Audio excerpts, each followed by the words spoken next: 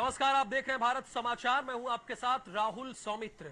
उत्तर प्रदेश में 5 दिसंबर 2018 से लेकर आज तक अगर कोई गोल गोल घूम रहा है तो वो 69,000 सहायक अध्यापक भर्ती के पास हुए अभ्यर्थी हैं, क्योंकि ये भर्ती प्रक्रिया उत्तर प्रदेश के सबसे विवादास्पद परीक्षाओं में शामिल हो चुकी है। कैसे, ये भी जान लीजिए आप। 6 जनवरी 2019 को परीक्षा हुई। 7 जनवरी को सरकार ने एक बकायदा कट ऑफ तय किया जो कि 60-65% का था। 13 जनवरी को शिक्षा मित्रों ने हाई कोर्ट जाकर स्टे को ले लिया। 29 मार्च को सरकार के खिलाफ ऑर्डर आ गया। फिर सरकार 27 मई को डबल बेंच चली गई, जहां महाधिवक्ता महोदय 8 तारीख तक कोर्ट ही नहीं गए। शिक्षा निदेशालय पर 2 बड़े धरने हुए। पास हुए अभ्यर्थियों ने लाठियां खाई, तब जाकर महाधिवक्ता महोदय कोर्ट तक गए। इतने में साल बदल चुका था, यानी 2019 से 2020 आ चुका था। 3 मार्च को ऑर्डर रिजर्व हुआ जो 6 मई 2020 को सरकार के पक्ष में आया, यानी 60-65% के पक्ष में आया। 8 मई को उत्तर कुंजी जारी हुई और एक बार फिर इस भर्ती पर सवाल उठने लगे। सवाल कैसे उठे वो भी समझिए। चूंकि नाथ पंथ के प्रवर्तक समेत 4 सवाल ऐसे थे जिनके उत्तर गड़बड़ थे, यानी नाथ पंथ के प्रवर्तक कौन है ये परीक्षा बनाने वाले को पता नहीं है, वो कंफ्यूज है। और इसी बात को लेकर 22 मई 2020 को कुछ अभ्यर्थी हाई कोर्ट चले गए, जहां 3 जून को आलोक माथुर ने अपने अंतरिम आदेश में सीधे कह दिया कि 8 मई 2020 के बाद की सारी प्रक्रिया को रोक दिया जाए। कोरोना काल में जो उम्मीद जागी थी 69,000 सहायक अध्यापक के अभ्यर्थियों के मन में, वो अब टूटती नजर आ रही है। क्योंकि रही सही कसर पेपर लीक ने पूरी कर दी, जिसकी जांच 7 जनवरी 2019 के बाद से ही एसटीएफ कर रही थी। पता ये चला है कि 150 में से 142 नंबर पाने वाले भाई साहब को हमारे देश का प्रथम नागरिक कौन है, यानी राष्ट्रपति कौन है, ये उनको पता ही नहीं है, और वो 150 में से 142 नंबर पा गए। इसके अलावा ब्लूटूथ और रुमाल के जरिए नकल हुई है, इस बात का भी खुलासा ये है। लेकिन अब सवाल ये है, जिन्होंने मेहनत की, साल भर पढ़ाई की और हाई कोर्ट के सिंगल और डबल बेंच के चक्कर काटे, पुलिस की लाठियां खाई, पास हुए अभ्यर्थी, उनका क्या होगा, वो क्या करें? आज इसी पर बहस है।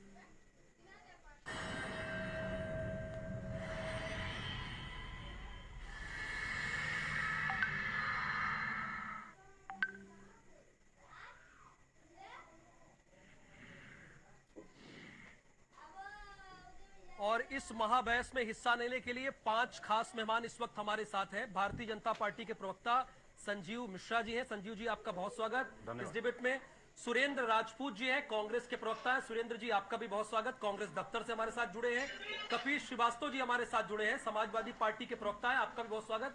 और पास हुए यानी चयनित अभ्यर्थी के तौर पर हमारे साथ अभय सिंह है, आपका भी बहुत स्वागत। और साथ ही साथ रजनीश हमारे साथ हैं, ये भी पास हुए अभ्यर्थी हैं, यानी जो प्राप्तांक बताया गया था, ये प्राप्तांक गुणांक सब कुछ हासिल किए हैं। अभय, अब क्या समस्या है? पास तो हो गए, अब मामला कहां फंस गया है? ये मामला अब आंसर की का है, जिसमें 4 से 5 सवाल पे संदेह है। हाँ, जिसको पीएनपी की कमेटी द्वारा सही माना गया और उसके लिए बच्चों ने इसको हाई कोर्ट में चैलेंज किया। हाई कोर्ट ने भी इसको प्रोसेस पे स्टे दे दिया और उसके बाद इसको एक कमेटी को रिफर कर दिया गया। जबकि जो पीएनपी के द्वारा बनाई गई कमेटी थी उसी की बातें मानी जाती हैं और उसी के सुनाए क्वेश्चन के जो आंसर होते हैं उसी को माना जाता है। फिर भी कोर्ट ने स्टे दे दिया। ये भर्ती फंसाने का एक तरीका था बच्चों का, जिससे भर्ती आगे ना चल जा सके, और वो इसमें सफल भी रहे। वो सिर्फ और सिर्फ भर्ती को लेट करना चाह रहे हैं। और इसमें रिजवान अंसारी जी का भी नाम आता है, जो पिछले 2 भर्ती से काफी सक्रिय रहे हैं। उन्होंने अभी तक जो भी भर्तियां आई हैं उनको फंसाने का सिर्फ काम किया, चंदा वसूलने का काम किया। उन्होंने पिछले 1.5 साल से इस भर्ती को फंसा के रखा। जब उनको सफलता नहीं मिली डबल बेंच से, तो उन्होंने इस भर्ती को सुप्रीम कोर्ट में चैलेंज किया। वहां से भी जब उनको सफलता नहीं मिली तो उन्होंने वापस फिर दोबारा नए सिरे से काम करते हुए आंसर की मुद्दे को फंसाया। हम्म, वो आज एक नेता बन चुके हैं, हम्म। उन एमएलसी लड़ने जा रहे हैं, उनका पोस्टर प्रदेश के हर अभय, जगह पे जब नुक्कड़ कोई पे है। फंसना चाहेगा, जब कोई गलत होगा तभी तो फंसेगा। सर ये तो 1 साल लग जाता है फैसला होते होते, और मैं बताना चाहता हूँ कि उन्होंने आज तक कुछ नहीं हासिल किया है, सिर्फ और सिर्फ समय बर्बाद किया है, अभ्यर्थियों का पैसा बर्बाद किया है। तो शिक्षा क्या उस 5 सवालों में क्या खामी है, क्या गड़बड़ी है, क्या सर- कंफ्यूजन है? सर कोई कमी अगर नहीं उन्होंने है। कोई कमी पकड़ी होगी तभी तो रखा होगा ना। सर कोई कमी नहीं है, ये फैसला कोर्ट नहीं करेगा कि ये क्वेश्चन गलत है, ये क्वेश्चन सही है।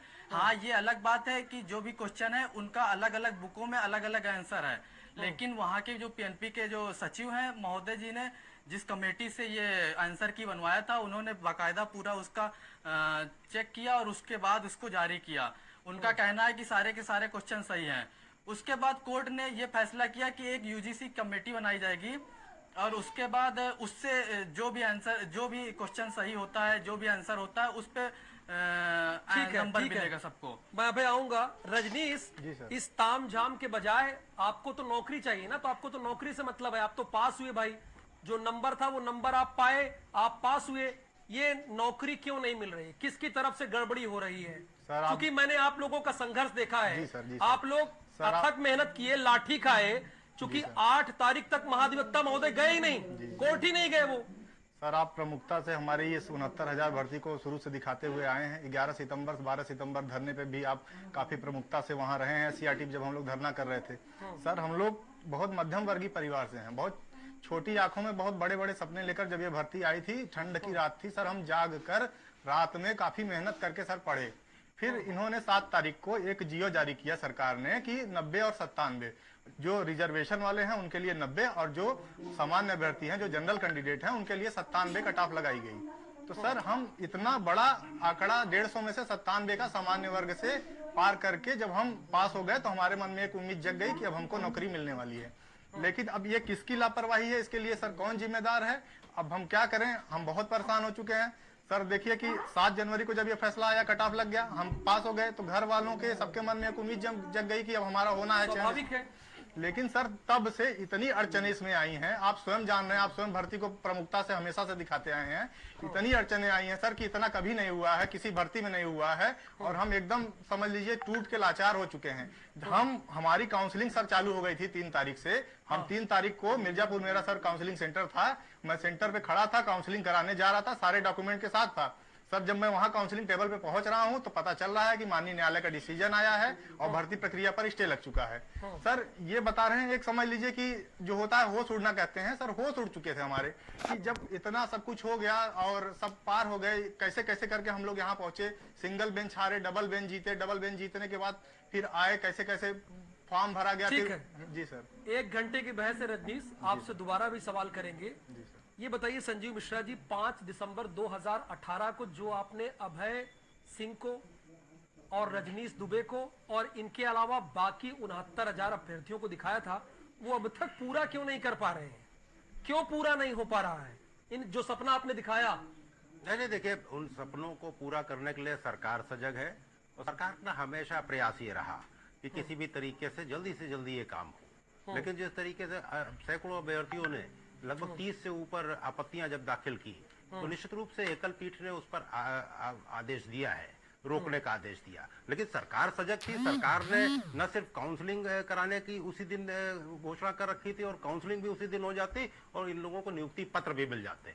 लेकिन समस्या यही है कि जब कोर्ट ने रोक दिया तो भी सरकार ने तत्परता दिखाते हुए राघवेंद्र सिंह जी के नेतृत्व में, महाधिवक्ता के नेतृत्व में सरकार ने अपना पक्ष, वकीलों ने अपना पक्ष रखा और डबल बेंच में इसको रखा है कि जल्दी से जल्दी इस पर निर्णय होना चाहिए, अब इसमें देर नहीं होनी चाहिए। अच्छा ये तो बताइए, सरकार सजग है, सजग है, ठीक जी। है, आप कह रहे हैं। इसी सजगता में तो पेपर लीक हो गया, इसी सजगता में आपको पता है कि एसटीएफ जांच कर रही है, इसी सजगता में 8 तारीख से महाधिवक्ता महोदय कोर्ट जाते ही नहीं।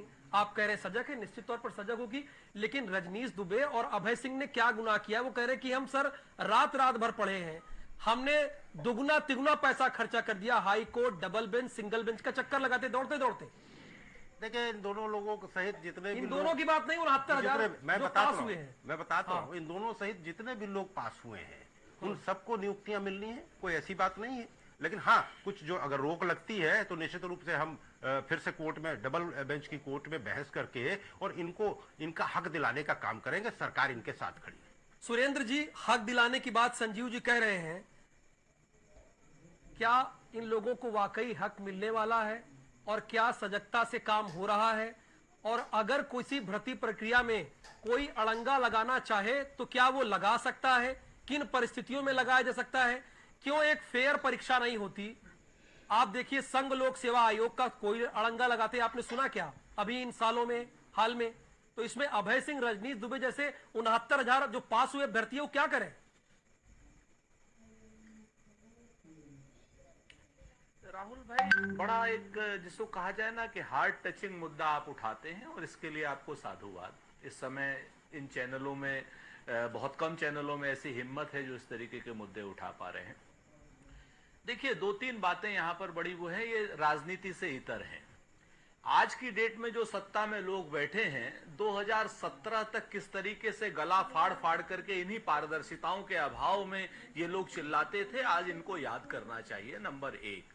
नंबर दो, इस भर्ती की प्रक्रिया में ये एक व्यापम 2 है, मैं आपको बहुत जिम्मेवारी से कह रहा हूं। और इसमें इन 2 बच्चों जैसे हजारों अभ्यर्थियों का गुनाह कुछ भी नहीं है, लेकिन सजा इनको मिल रही है सरकार के, अधिकारियों के और मंत्रियों के और भारतीय जनता पार्टी के सक्षम जो नेता हैं उनके किए गए बेईमानी की सजा इन निरपराध लोगों को मिल रही है।